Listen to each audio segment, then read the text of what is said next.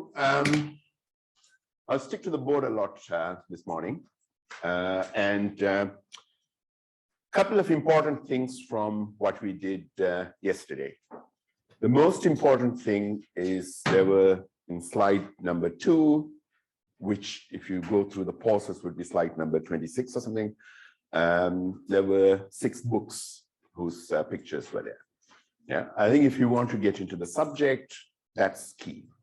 Yeah, you can use little bite-sized information from Stack Overflow to make your life easy, but to get a deeper understanding of the subject, one or more of those textbooks is a must. I think that's goes without saying. What we then saw was a very extremely important concept known as the curse of dimensionality. What happens at high dimensions? When you work with very high dimensional data, modeling densities becomes extremely difficult. Yeah? Estimating parameters of densities reliably becomes extremely difficult. So we got to be very, very careful with high dimensional data. Yeah? It's not always a problem. Even in high dimensions, I can build very good pattern classification models, and we'll see a little bit later, because classification is an easier problem than density estimation. To estimate model a density, you need to be precise everywhere. Yeah? Classification only says, I want a class boundary. This side belongs to people, everyone who passed a course. This side belongs to everyone who did not pass the course. So it's only a class boundary I would be interested in. So the curse of dimensionality would hurt me less when I'm building a classification system. Regression fits somewhere halfway. Yeah, some of those intuitions are straightforward. So we'll move and talk about pattern classification systems. There are a couple of different ways you could think about designing a classification system. The first one is to say, like we started talking about yesterday, recognize what the classes are. Start by defining what your prior probability of class prevalence is. Yeah, how frequent is each class? You might have some prior knowledge. If you are thinking about voice and speech, for example, language gives you a lot of prior knowledge. You know, in this language, certain sounds are far more frequent than other sounds. Yeah, so that's information that you can use even before you have heard anything. And then the next step would be to collect data belonging to each of those classes and model the densities of those classes. So we wrote things like probability of class 1, probability of class 2. We wrote the distribution of features of class 1, the density or distribution of features of class 2. It's generalizable to any number of classes, but 2 is easy because the blackboard is not very big to write a lot. Yeah. So the concepts here should be very important, should be very clear to you. So that's prior, before you have done any experiments. This is the sort of thing that, to me as a lecturer, comes from previous experience of others who have taught the course, or the idea how many people you would expect to be ill in any situation, how many not ill, and so on. This comes from the experiments you do. You have collected a lot of data and fit a probability density through that data.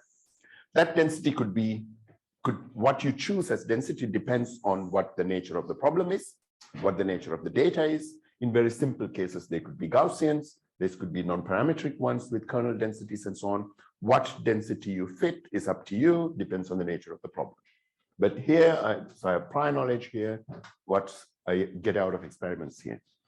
I combine these to write a posterior.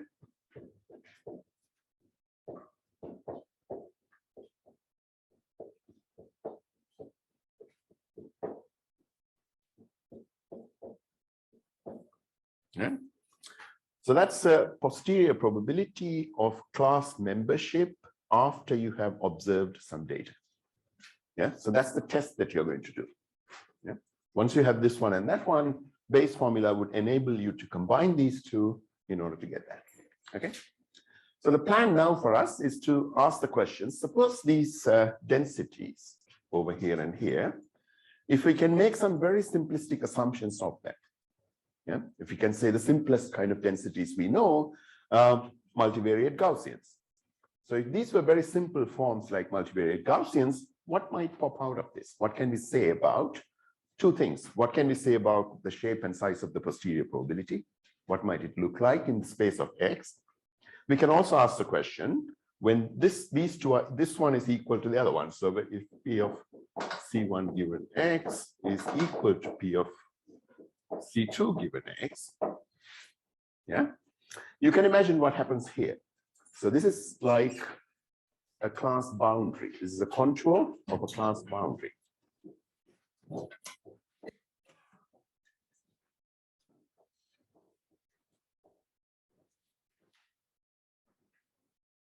Yeah. So I'm going to make decisions based on the posterior probability because it absorbs everything I know about the data and my prior knowledge. And when I make that decision, if those two are equal, then I cannot say in this point whether this person will pass or not. Yeah, whether they belong to class C1 or C2 because the two posterior probabilities are the same. Yeah. So in the space of X, that's going to give me a class boundary. Yeah. So what will it look like under some simple assumptions is the first thing we are going to look at. So that's one way of building classification systems. The alternate way of building classification systems is to just start with the X space. Yeah. And in that X space, we said if that X space consists of time my students spend in the library and the time that my students spend in the, what was the other place? In the pub. Yeah. And those who passed the machine learning course might be distributed like that. Sorry, that's going negative. And it cannot possibly be, right? Those who did not pass might have a distributed density like that. Yeah. So in that space, I could ask an alternate question. So what I have sketched is falling in line with what I have already written here. But I could also ask the question that in this space, you have given me lots of data. The black dots are the ones who passed, and the red dots are the ones who did not pass.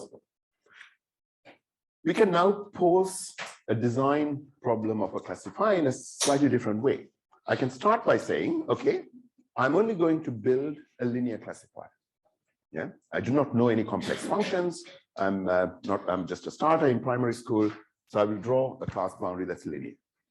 Yeah. Then I can ask the question, given data, what's the best place to put this that will separate the training data perfectly? Yeah, or as good as possible. Okay. So you can impose a boundary in a particular functional form, which is linear here, and then optimize for the position of the boundary given the points that you have observed. Yeah, you know they overlap. Yeah, and a linear one cannot classify that perfectly, the training data perfectly. And some of them would be on the wrong side. But what would you do? Where would you position the boundary so that you get minimum error? Yeah, so that's one way of posing the problem so that you could design a classifier. Okay. So let's see what happens if we make simplistic assumptions. Okay. So we're going to do Gaussian classifiers.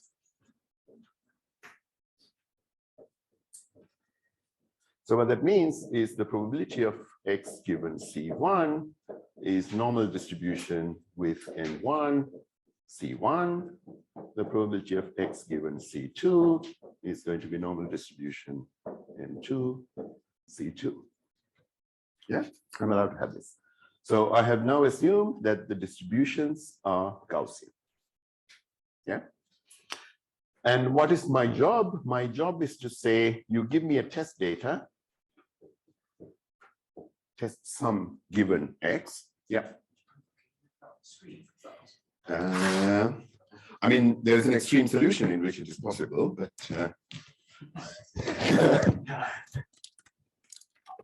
it actually does this. Well, okay. Okay. Now I can't see the prompts that so when I get it wrong, then you correct me, okay? So there's no problem. So if you give me a test, and what is my job? I'm going to compute the probability of C1 given X and ask myself if it is bigger or smaller than the probability of C2 given X. Yeah, so that's the comparison I'm going to make. Yeah. Now, you will agree that this comparison is the same as comparing x given C1 times P of C1, whether that's bigger or smaller than x given C2 times P of C2. Is that correct? So making this comparison given x is the same as making this comparison. Why is that? Yeah. A linear transformation? No, I have not done any transformation at all. So all I'm saying is that there is a posterior probability. You give me x, yeah? The x you give me is a measurement on a student, how long they were in the library, how long they were in the bar, yeah? I can compute this probability by this formula. I can compute this probability by that formula, and I'm going to compare them two, yeah? This comparison, is this bigger than that, is the same as, is that bigger than that? Yeah, anyone else? Yeah, because the denominator is the same for both of them.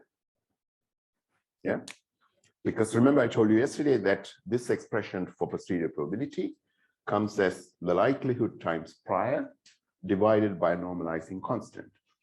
The denominator here has to always be an integral over the numerator. Yeah, indeed, this one would be exactly P of x given C1 times P of C1 plus P of x given C2 times P of C2. Yeah. If this is not the case, if the denominator is not a correct normalizing constant, then this will not be a proper probability. Yeah. Okay. So this comparison is the same as this comparison.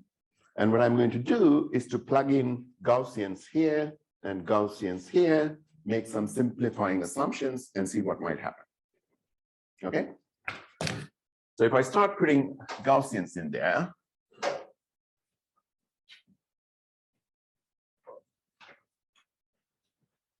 I'm going to ask the question, is the normal distribution with M1 C1 times P of C1, is that bigger or smaller than normal distribution M2 C2 P of C2? Yeah. And I know the equation for the normal distribution is, you saw this yesterday, 2 pi to the d by 2, determinant of c to the half, minus a half,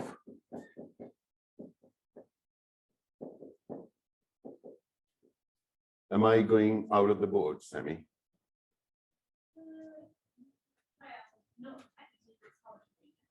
Oh, not technically hard to read. Okay, so you write that a little bit more. Is that because it's at an angle? Yeah. Okay, so everyone knows this, right? So you know what I wrote here. So it's the equation for the normal distribution. So I'm going to plug that in here and then see how I might reduce this. But I also want to make some simplifying assumptions. So the assumptions I'm going to make .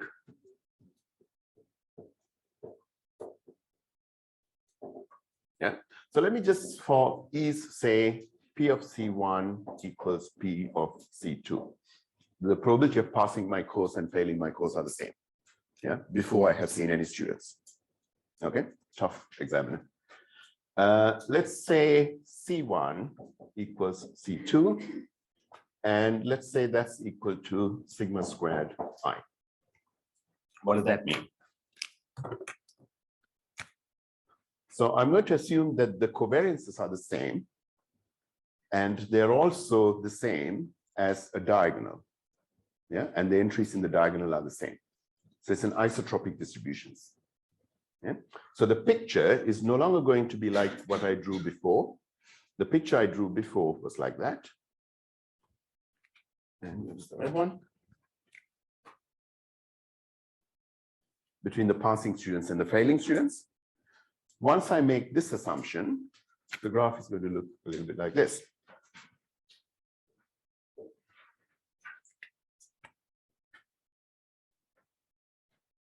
With me?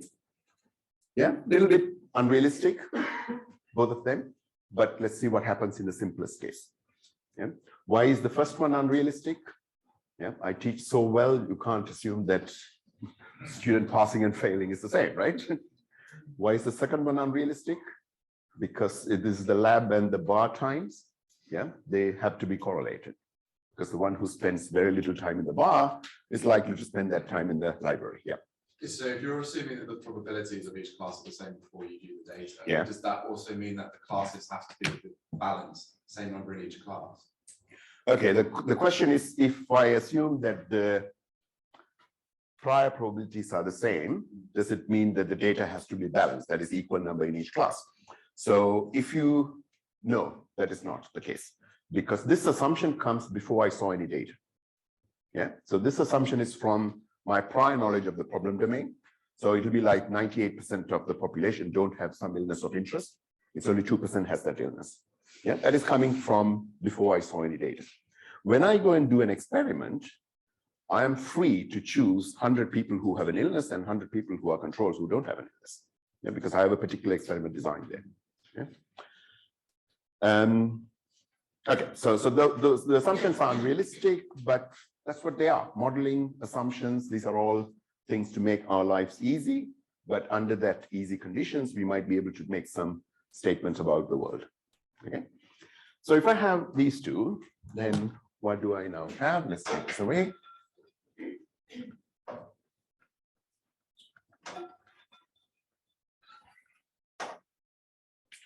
So because we know the expressions, we can go and substitute. So this term is going to look like 1 over 2 pi to the d by 2, determinant of sigma squared I to the half, exponential minus a half x minus n1, transpose sigma squared I inverse x minus m1. And I will ask the question, is this bigger or smaller? Then, gosh, I have to write the whole thing again. 2 pi to the d by 2, determinant of sigma squared I to the half, exponent minus a half, x minus m2, transpose sigma squared I inverse. That's the question I'm going to ask. Yeah. Now, obviously, you will agree if I ask the question, is this bigger or smaller than this one? I can comfortably rub off the 2 pi to the d by 2. That's not going to help me in any way. I can rub it off here as well. Agree? Yeah. The sigma squared I is in the denominator on both sides. I've made this assumption they are equally spread, so that can go as well. Yeah. There is a quadratic form here. This has a vector transpose, a matrix vector. But this matrix here is a number times I. So this is of the form sigma squared, sigma squared, sigma squared, 0 elsewhere. Yeah. So that is rather easy. In this case, what I can do is to pull this out.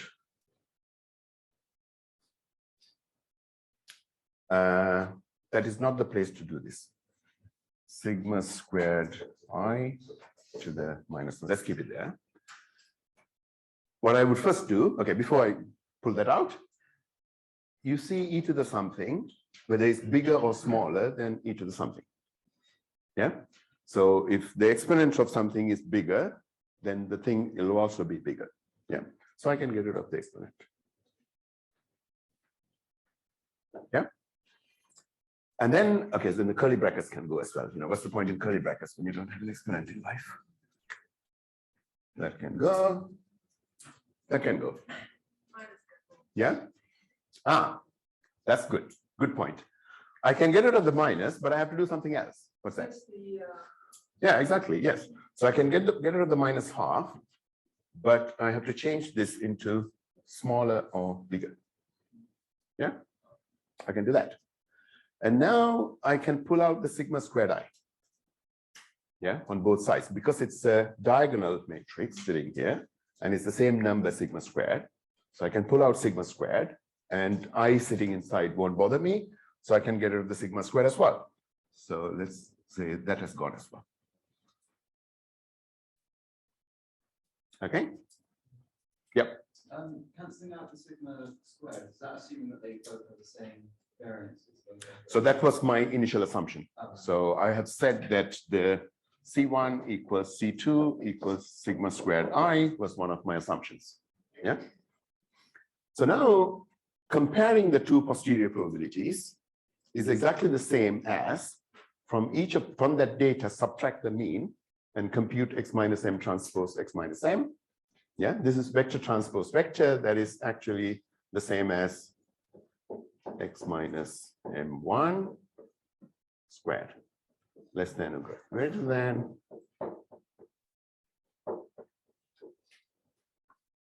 Yeah. What does that mean? It tells me that comparing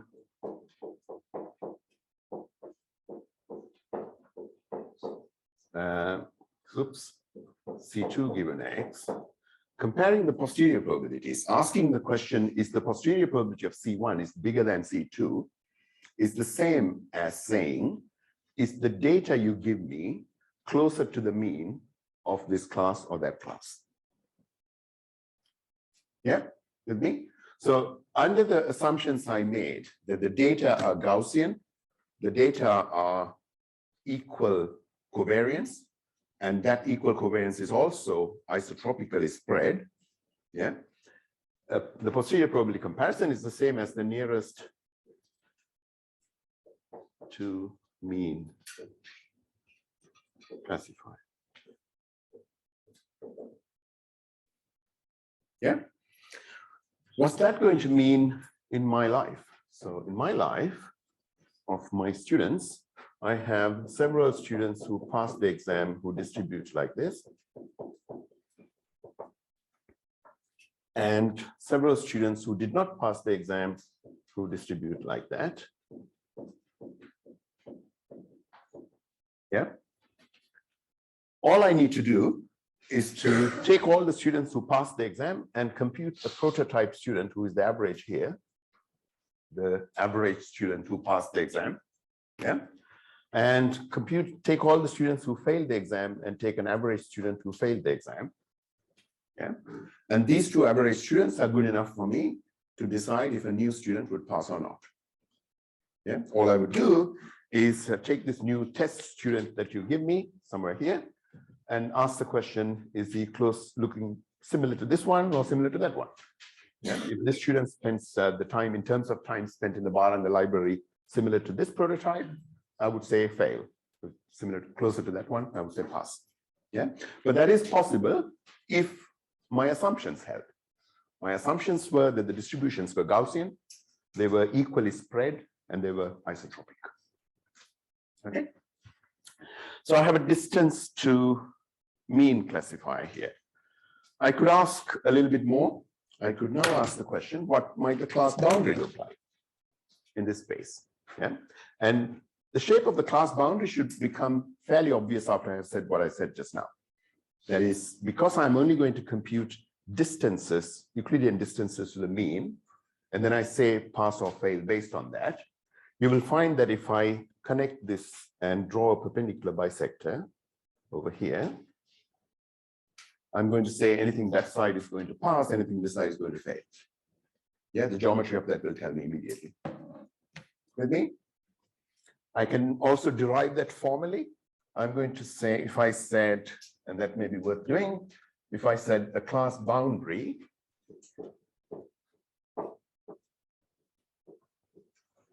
is one on which this term is the same as this term, right? Equal. Okay. What would that look like? You can immediately see that if you expand this out, you get x transpose x. You might have 2 x transpose m1, and then you might have m1 transpose m1.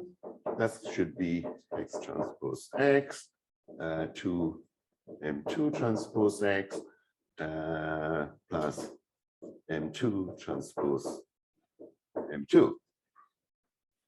Yeah. And something interesting happens here. The X transpose X term, the quadratic term on both sides will cancel. Yeah. So if you cancel the quadratic terms, what you will now have is you can pull these aside and you can write this in the form of some W1 transpose X plus some W0 is equal to 0. Yeah, because only the linear term, the term in X, yeah, and the constant term will remain. Yeah, so I can collect the constant terms together, that's chuck them into W0, collect the terms that go only with X and put them as W1, yeah, then I have this expression. And this, of course, you know from childhood, looks like a linear, yeah, a straight line. It's like y equals mx plus c type thing, yeah. So we know that the class boundary is going to be linear. We know that the best classifier is also distance to mean classifier, yeah, under all those assumptions. So the assumptions were Gaussian, C1 equals C2 equals sigma squared I. What was the other one? P1 equals P2. Sorry, I never wrote P1. I wrote P of C1 equals P of C2. Yeah. Now that would be a case where you can now ask questions like, are these too stringent assumptions? Can we relax them a little bit more? Yeah, and then see what happens over here. Yeah. So I'm going to leave that thinking about those as exercise to you. Yeah. The simplest thing that you can figure out would be, suppose the probabilities are not the same. Suppose P of C1 is not equal to P of C2. Yeah, what might have happened? So a priori, before I came to do any experiment, someone told me that the probability of some people passing machine learning is very high. Yeah, they're not the same as people failing. Yeah. So in the picture, what you would expect is that class boundary here is more likely to be here. Yeah, that would be the best classifier you can have. Yeah, because the more people would pass than I have started with. Would that feed through this equation? Probably yes. Yeah, because there would have been a P1, P of C1 here, a P of C2 here. Yeah, those would just be numbers like 0.8 and 0.2.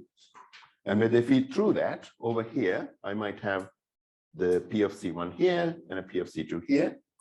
All that it would do is to change this offset.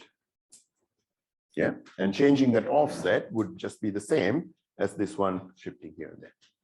Yeah, and this prior, if I had assumed they are different, would not have fed through to this term. It would only have fed through to the bias term. Yeah, when it feeds through to the bias term, then that's just the same as this boundary going exactly that way. Okay, that's one point. What else can we do? So here is a very strict assumption, very strong assumption that says the covariances are the same, but they're also isotropic. Yeah. Suppose I consider the case the covariances are the same, but not isotropic. So C1 equals C2 equals C. Yeah, so that's a full covariance matrix. Yeah. Where would I have failed in the simplifications I did? The place where I used sigma squared I was here. There was a sigma squared I here, which I pulled out. Yeah, there was a sigma squared I here, which I pulled out, which I cannot do anymore. So what I would have is a C inverse here. Yeah, everything else I did would have been the same. Okay. So now this one, where I'm comparing X minus M1 transpose C inverse X minus M1 to X minus M2 transpose C inverse X minus M2, yeah, cannot reduce to this form or that form immediately. Yeah, it's not too obvious. It also cannot reduce to the kind of form that I had of X minus M1 smaller or bigger than X minus M2. That was the previous result I had. Yeah, it won't reduce to that, but this is also a distance. And that's crucial here. the expression of this form, where I'm going from X to M1, yeah, I'm taking that length, that vector, transpose weight by a matrix X to M1. Yeah, this is known as a distance. It's known as a Mahalanobis distance.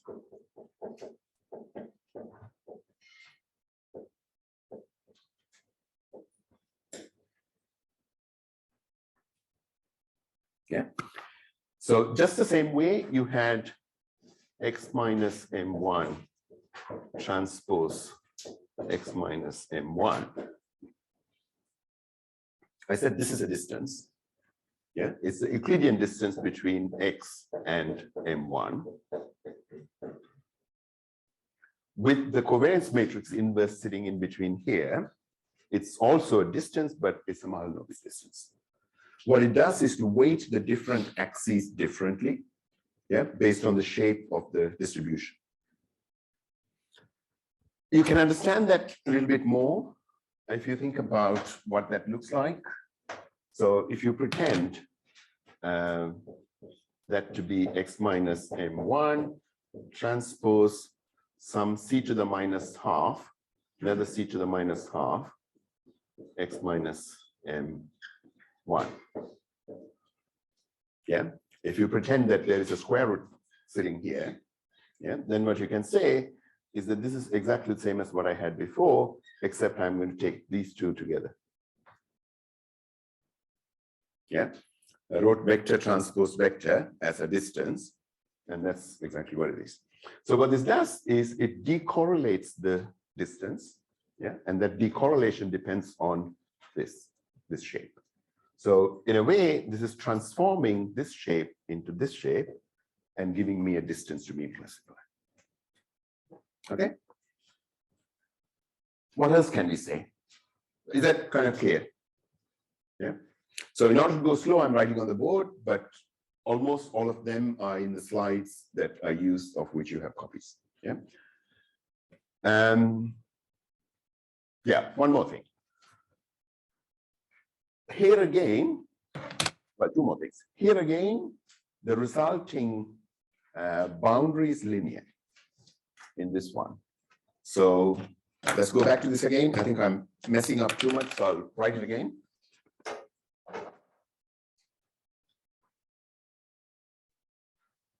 So we were doing this comparison of posterior probabilities. We were saying that the classes are Gaussian and C1 equals C2 equals C. Yeah. And we said this will reduce to X minus M1 times C inverse X minus M1, whether that's smaller or bigger than X minus M2, C inverse X minus M2. This is what we said, yeah, before. Have I written something different from what I said before? No, this is what we had, okay? But if you want to ask the question, what happens when these are the same? That's the class boundary, yeah? I can pull it all out. Then I will have terms like X transpose C inverse X. That's the term that comes out. I multiply the first one, yeah? I will have terms like M1 transpose C inverse M1. Yeah, that's multiplying this one by that one by that one. Yeah, I will have terms like 2 M1 transpose C inverse X. Those are the terms on the other side. Yeah, and I will have similar terms on this side. Compare the two. What would you find as common? Yeah, you will find that the quadratic term is still the same on both sides. Yeah, on this side with class 2, I will still have X transpose C inverse X. Yeah, the quadratic term will cancel. So when the quadratic term cancels, then the resulting class boundary is going to be still linear. So what is the situation here? I have correlated data between the students who pass and students who don't pass. Yeah, but as long as the covariances are the same, the best class boundary is still going to be linear. Yeah. So what this tells us is that we can start with the posterior probability as our decision-making device, because it's going to absorb what I know about the prior and what I know from data. Yeah.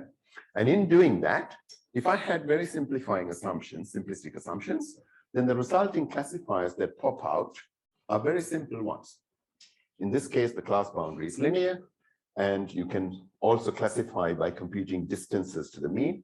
But in this case of correlated ones, I have to compute weighted distance. If the data are isotropic, it's Euclidean distance to the mean. Yeah. So now we can spin it the other way. The way you would spin it the other way is that if someone comes along and tries to sell you a linear classifier and tells you this is the next thing since sliced bread, yeah, and tries to charge you a lot of money, then you know under what conditions that linear classifier this chap is trying to sell you is a good one. Yeah. So you can go and collect some data and verify whether these spreads are the same. Yeah. You can verify if they are close to Gaussian, if that's a reasonable assumption. Yeah. Where would it fail? I mean, in my case, this will definitely fail, because in my case, I have students who spending time in the bar and the library of these guys. There are some guys who are like that. And I also have students who spend enormous time in the bar and still pass. Yeah, they're not Gaussian unimodal. Yeah, and the students who don't pass my exam are all like this.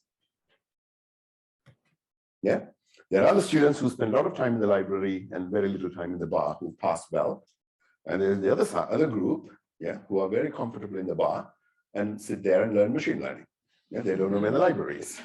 Yeah, and they still pass. But this is not a unimodal Gaussian distribution that fits all these assumptions that I made. So now here, if someone comes and sells me a linear classifier, I will say go away. Yeah, because I know that what my data is going to look like.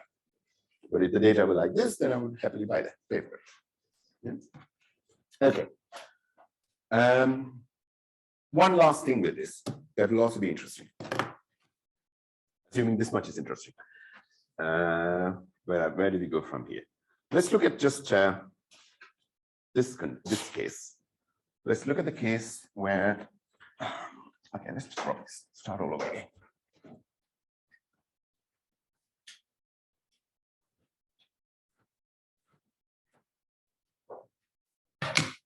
Let's start with the posterior probability as we did before, C1 given X, which is going to be P of C, oops, there we go. X given C1, P of C1 over P of X given C1, P of C1 plus P of X given C2, P of C2. Yeah. So that's what we have for the posterior probability. I want to look at what this would look like in the space of X. And that's important for you. Everyone should recognize that this one is a function in the X space. Yeah, it's a function whose smallest value is 0, largest value is 1, and it's a continuous function everywhere on the X space. Is that clear to everyone? So if you look at this picture, class 1 is the black crosses, class 2 is the red crosses. Yeah. And the posterior probability of class 1 given any X will be a function that will be very low value in the red area. It will pop out of the board and it will be a value of 1 in the black area. Yeah, that's something everyone should be able to visualize. And on that, if I cut a cross section on that surface and look at it from this side, it will be very low over this side, close to 1. It will somehow monotonically climb up and it will be high on that side. Yeah, that's what this function is. It's a function in the X space. That's important. Okay. So now if I plug into these guys, the normal distribution M1 C, let's stick with C. So this one as normal distribution M1 C. This one is normal distribution M2, C, yeah. And you can imagine all these 2 pi's and stuff will kind of cancel, yeah, from the Gaussian. And what I can now do is to yeah, okay, so let's just write a little bit more here. So what's normal distribution M1C1 will have 1 over 2 pi to the d by 2, determinant of c to the half.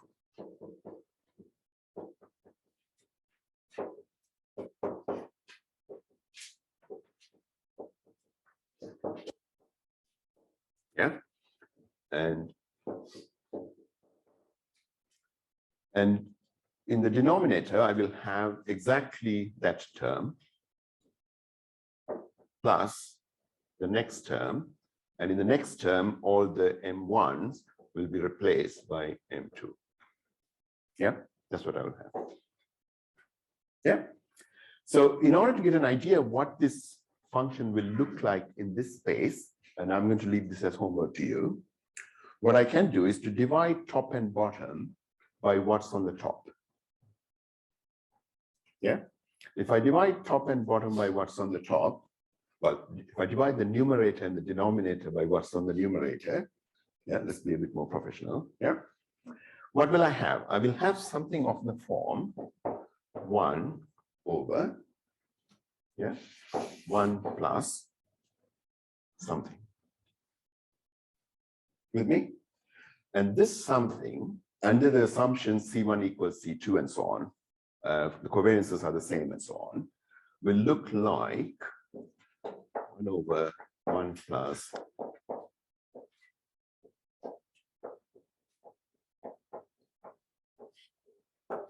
that's what it's going to look like.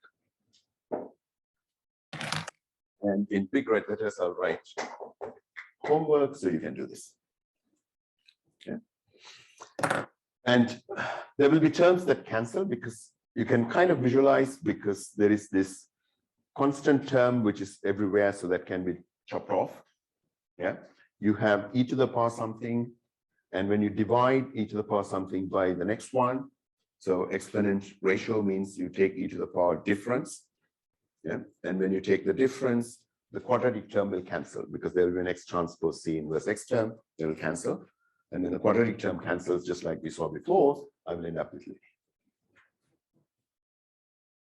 Okay. So I will hope everyone will take a piece of paper and pencil and do this at some point in their life. Okay. That's something that's interpretable. What is this looking like? There is a linear function that's computed. Yeah, call that sum alpha equals minus w transpose x plus w naught. Yeah, then this function is going to look like 1 over 1 plus e to the minus alpha.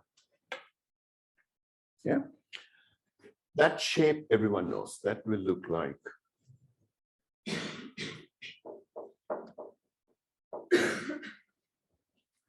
it goes between 0 and 1. Yeah, wherever you go. Okay. So that one in my space over here, if I cut a section and look at it, it will go from 0 up there and up there. Okay. So under these assumptions that I have of equal covariance Gaussian, what I end up with are linear classifiers, distance to mean classifiers, weighted distance to mean classifiers, and a posterior probability whose cross section is a sigmoid. Yeah, so that function is known as a sigmoid to neural net type, machine learning type people. It's also known as a logistic, right?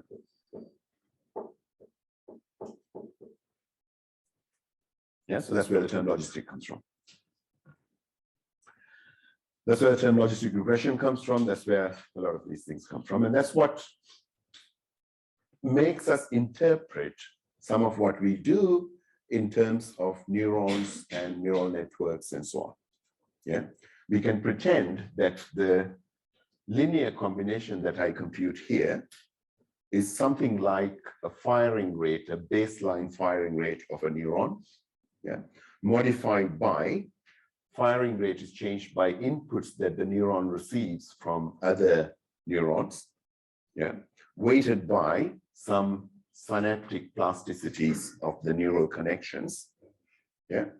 When you combine them together, squashed by a nonlinearity like this, because neurons can't fire at whatever speed they want to, yeah, they have physical constraints, yeah, there will be a saturation coming here. So in some regions it will not fire at all, in some regions it will fire. So you can interpret this as a probability that the neuron fires, yeah, based on some baseline firing rate it has and some inputs it has received from other neurons weighted by synaptic plasticities. Okay, but we immediately recognize, but this single neuron that we are now talking about has severe limitations. It can only separate one type of data from other type of data. Yeah, it cannot do also all the glorious things that our brains do. Yeah, so what do we need to do with this? We need to put many of these neurons together and build a more complex circuit. And what would that complex circuit achieve? It might do things like, so suppose my data is not like that, but my data is like, say, those who passed my machine learning of this type, and those who don't pass spend their times in the bar and library in this sort of way. Yeah. Then what I would need is a single neuron is not going to help me here. Yeah, I want to put together many neurons and make a complex circuit, which is kind of capable of drawing a class boundary like that. So I've kind of put three neurons together. One is capable of drawing this boundary. Another one is learning this little piece. Another one is learning this little piece. So weighted combination of these three neurons put together is going to give me a classifier that is a bit more complicated than what we saw with simple assumptions. Yeah, so that's the jump we take from looking at a simple classifier with all these assumptions to the necessity of building more complex class boundaries with this kind of complex data. Okay. So one last thing that needs to be said is that if we didn't have, so remember in what we were drawing, we were assuming that these covariance matrices were the same. Yeah, that the spreads of the data were the same. And when the spreads of the data were the same, we were getting linear class boundaries. But if that's not the case, suppose everything else we assumed stays, but the data were not, they were Gaussian, but the covariances were different. So suppose the people who passed the exam are a little bit like that, and the ones who didn't pass the exam, oops, no, that's not a good picture.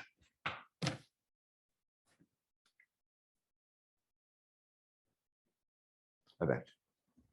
Yeah, so again Gaussian, but the C1 is not equal to C2.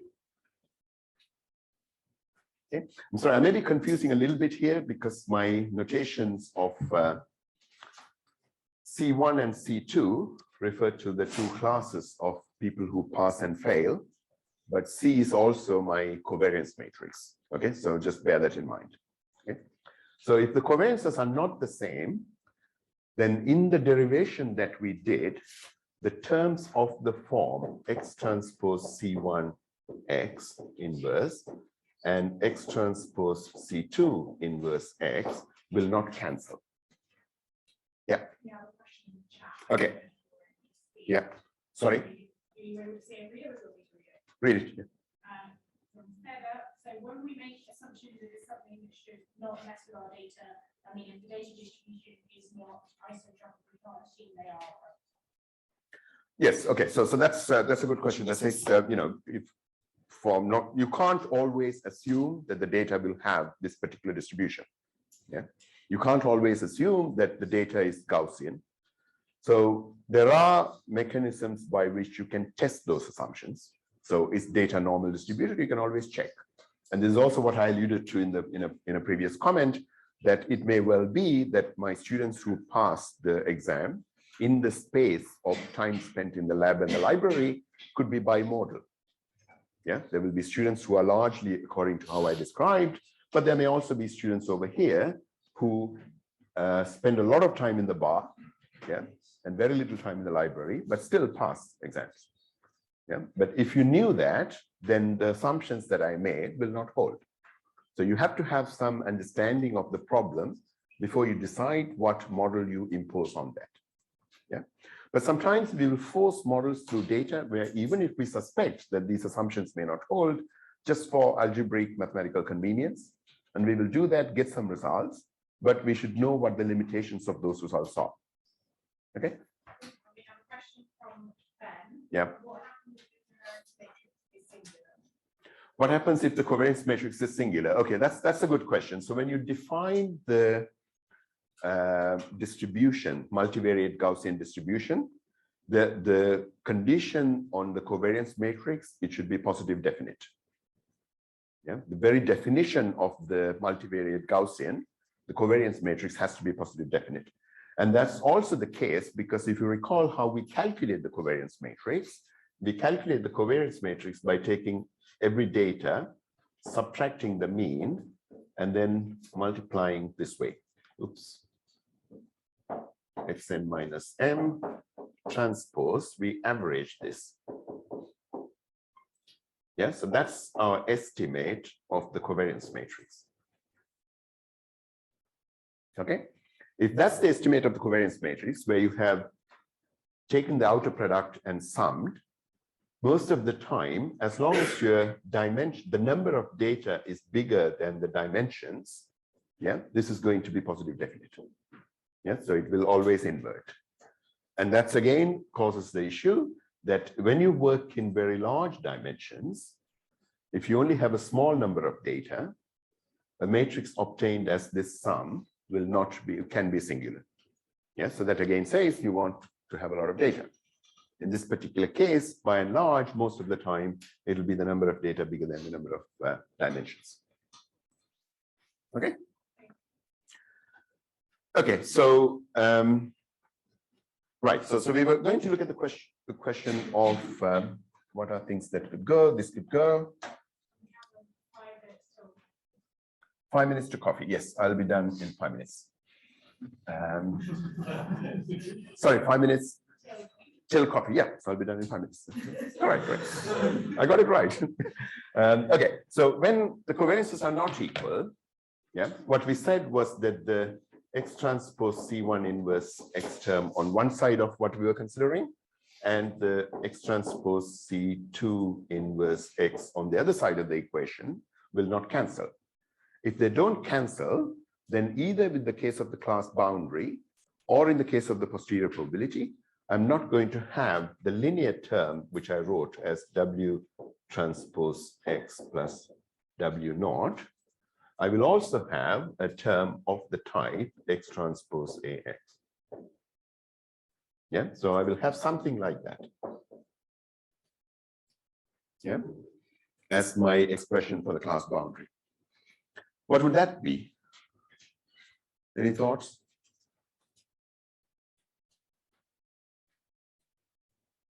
So what we said was, if I had only this much, I said that's linear. That's just like what we saw in primary school, right? There's ax plus b, y plus c equals 0. But here I have x squared terms. Yeah? And we have x squared terms, then this function in that space is going to be quadratic.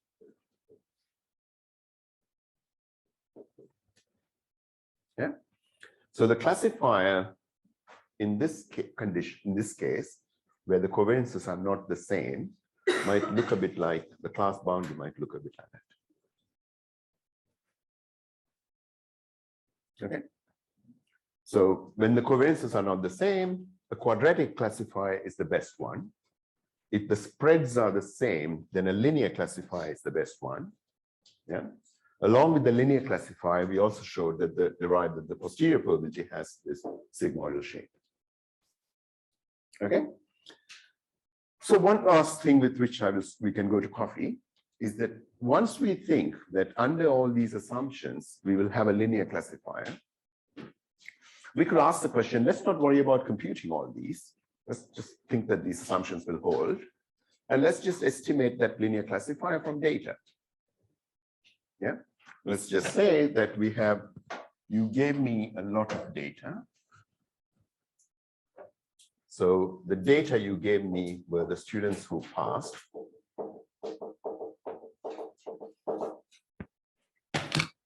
And the students who did not pass. Yeah. So I could ask the question, what I want is a linear boundary. That's what I want. Yeah.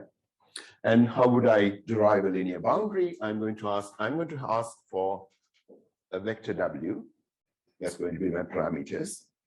So that W transpose Xn plus some bias term W naught is going to be positive for the passing guys and is going to be negative for the not passing guys. Yeah. So I'm free to say in this space of X, yeah, I'm going to look for this boundary. I know the equations of the boundary is of this type. And everyone who is passing should make a positive dot product. And everyone who doesn't pass should make a negative dot product. Yeah. And if I ask for this one, I can think of an algorithm that achieves that. And that algorithm is known as the perceptron algorithm. Yeah. And what this perceptron algorithm would do, you give me the data. I would just randomly look at students, yeah, and if my current estimate of the perceptron's parameters, W and W0, correctly predict that student, I won't do anything. And if my current estimate of W0, W and W0 misclassify the student, then I would correct W and W0. Yes, so that's the history behind that perceptron algorithm. It's known as an error correcting algorithm. And when they came up with it, they were trying to relate this to how we learn, how humans learn. Yeah, when we think we are right, we don't do anything. When we think we are wrong, we say, hey, we are wrong, and we correct, we learn something. Yeah, and that learning algorithm, error correcting learning algorithm, is the perceptron learning algorithm. And it works by picking data at random. Yeah? And if that data is correctly classified, it does nothing. If that data is misclassified, it will update this weight and this bias term. Okay. In your folder, in the Teams page, I have put lab 2. And lab 2 is on the perceptron learning algorithm. Yeah. What one does there is to generate some data that looks like this. Yeah. And to generate data from Gaussians with given mean and covariance, you would have done it in the lab 1 that I have given you. So generate some data and then program to run the perceptron algorithm, yeah, which sequentially takes data, does correcting of errors, and improves it as it goes along and learns this. What is known is that if the data were actually separable, that learning algorithm will always find a solution. But if the data were not separable, it will keep oscillating about some point. Yeah. So let's take a break now.